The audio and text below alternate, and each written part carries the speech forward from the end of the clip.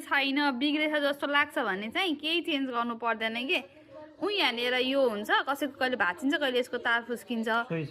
switch होइन यो चाहिँ एमाजोनमा किन्न पाउँछ कति पर्छ बाबालाई 4-5 रुपियाँमा यो किन्न मिल्छ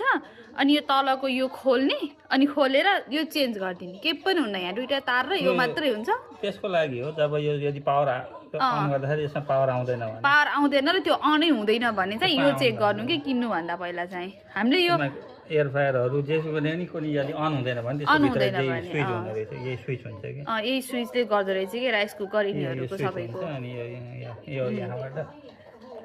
अनि यो पहिला हाम्रो भाँचेर हामीले चेन्ज गरेको अनि अलिक बिग्रियो होला भनेर अर्डर गरेको त्यो तार भएको रहेछ यी चल्यो कि यहाँ गऱ्यो भने त्यो दबाउनु पर्छ त्यो रातो बटन त्यो दबाउनु यो यहाँ भयो यो दबाई राख्यो भने यी चल्यो कि त्यति तार लुज भएको रहेछ यसपालि चाहिँ यो बिग्रेको रहेन रहेछ अनि त्यसपछि खुल्यो अनि भइहाल्यो सिम्पल भयो केही नै गर्नु परेन त्यही भएर एयर फ्राई बिग्रियो भनेर फाल्नुभन्दा पहिला यो चेक गर्ने यी धेरै पनि छ जस्ट 4-5 वटा यति स्क्रू खोल्यो अनि त्यस्तो चेक गर्यो केही नै हुन्न यसको भित्र चाहिँ अरू यसरी नै हो यहाँबाट यो यसरी निस्किन्छ कि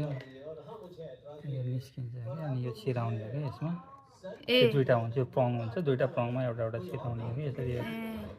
हाम्रो चाहिँ यो लुज भएर पहिला लास्ट टाइम यो फेरेको हो त्यसरी भाँचेको थियो नि त लुज भएर रहेछ त्यही भएर त्यसमा पावर नआएर टाइट गर्न खोजेको अलिकति त्यति एउटा चेन्ज गरेपछि बन्यो एयर फ्रायर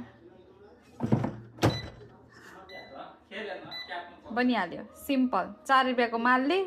5 मिनट 10 मिनट लाग्यो है चेन्ज गर्न 4 रुपियाँको मालले कति बचायो पहिला 3 वर्ष चल्यो 2 वर्ष चलायो फेरि अब फाल्दिने अब चाहिँ नचेन्ज गरेर फाल्दै अर्को ल्याउने यो स्विच भन्छ अरे यसलाई होइन यो एमाजोनमा पाउँछ